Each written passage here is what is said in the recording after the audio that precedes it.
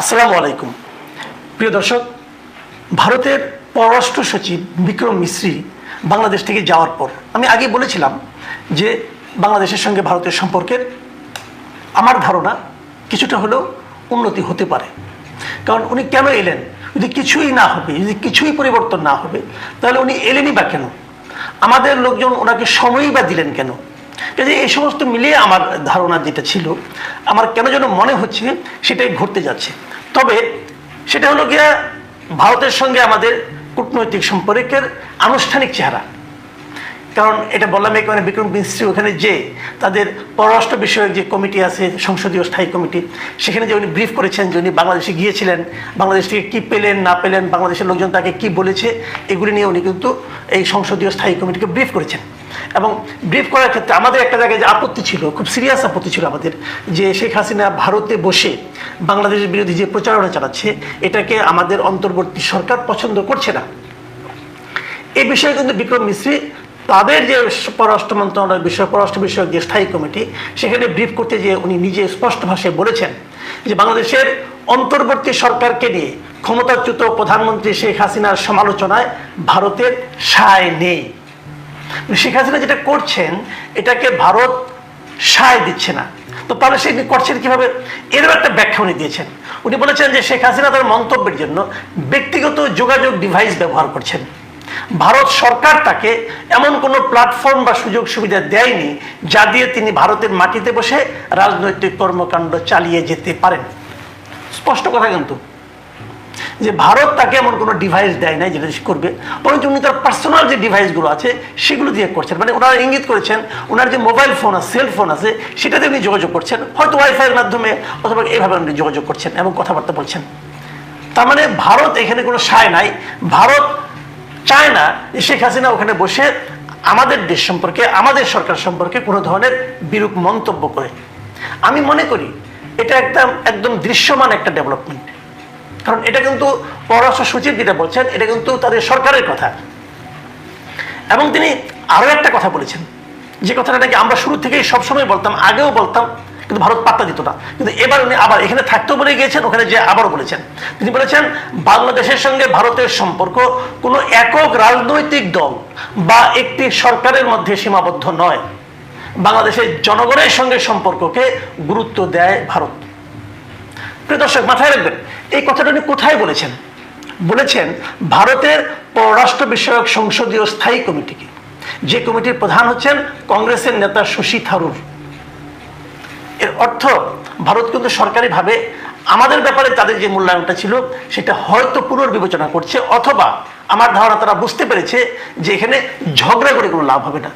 প্রকৃত প্রস্তাবে কি সেটা হয়তো আমরা আরো কয়েকদিন পরে দেখতে পারবো। আমার ধারণা পরিস্থিতি সামনে ওনারা বুঝতে পারবেন যে মন খারাপ করে হয়, মন খারাপ হয়েছে, ওনাদের অনুগত ব্যক্তিরা নাই এখন, মন খারাপ তো হতেই পারে, মন খারাপ হয়েছে, কিন্তু বাস্তবতাকে মনে হয় ওনারা মেনে নিচ্ছেন। যখন সরকারের পক্ষ থেকে এই ধরনের মন্তব্য আসছে, তখন ভারতের এই খুচরা মুচরা রাজনৈতিক দলের যে নেতা যারা আছেন, অথবা বড় দলের খুচরা নেতা যারা আছেন, যারা লাফালাফি করছেন, বিশেষ করে আমাদের সীমান্তবর্তী পশ্চিমবঙ্গে যারা রাজনীতিবিদ আছেন এবং সেখানকার বিজেপির যারা রাজনীতিবিদ আছেন, তাদের নমুনাটা কি, তাদের বক্তব্য কি, তাদের কথাবার্তা কি, এবং তাদের কথাবার্তা যদি আপনি শুনেন, আপনাদের মনে হবে এটা কি আমরা কোনো পলিটিক্যাল লিডারের কথাবার্তা শুনছি নাকি কোনো পাগল ছাগলের কথা শুনছি।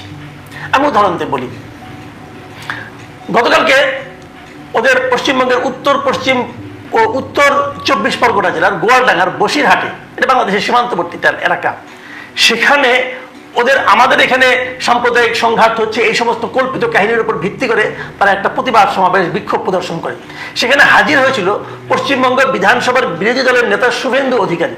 এই লোক একসময় তৃণমূল কংগ্রেস করতো, তারপরে বিজেপিতে জয়েন করে, বিজেপির একসময় মানে পশ্চিম রাজ্যের চেয়ারম্যানও হয় সে, এবং এখন সে পশ্চিমবঙ্গ বিধানসভার বিরোধী দলীয় নেতা। তিনি যে কথাবার্তাগুলি বলেছেন সেগুলো একটু আপনাদের সঙ্গে একটু শেয়ার করা দরকার। তিনি এখনো বলছেন যে বাংলাদেশের পরিস্থিতি খারাপ হচ্ছে, তারপর বলছে যে আমরা বাংলাদেশের উপর নির্ভরশীল নই, বাংলাদেশই আমাদের উপর নির্ভরশীল। আমরা যদি 97টি পণ্য পাঠানো বন্ধ করি তাহলে আপনারা চাল ও কাপড় পাবেন না, মানে আমাদের কথা বলছে, আমরা নাকি চাল আর কাপড় পাবো না। তারপর বলছে আমরা যদি ঝাড়খণ্ড থেকে উৎপাদিত বিদ্যুৎ পাঠানো বন্ধ করি তাহলে 80% গ্রামে আলো জ্বলবে না। বুঝে নেই ভাই, আমরা তো ঝাড়খণ্ডের বিদ্যুৎ চাই না রে ভাই, আমরা তো এই হাত থেকে মুক্তি চাই। সে আবার হুমকি দিচ্ছে, দেখ দিতে দেন, আরো শোনেন হুমকির কথা।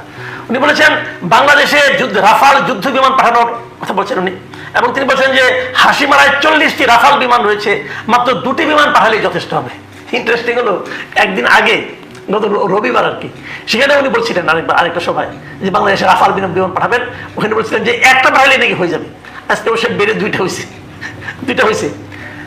এইভাবে নানা ধরনের আক্রমণাত্মক কথা কিন্তু বিজেপির এই নেতারা বলছেন।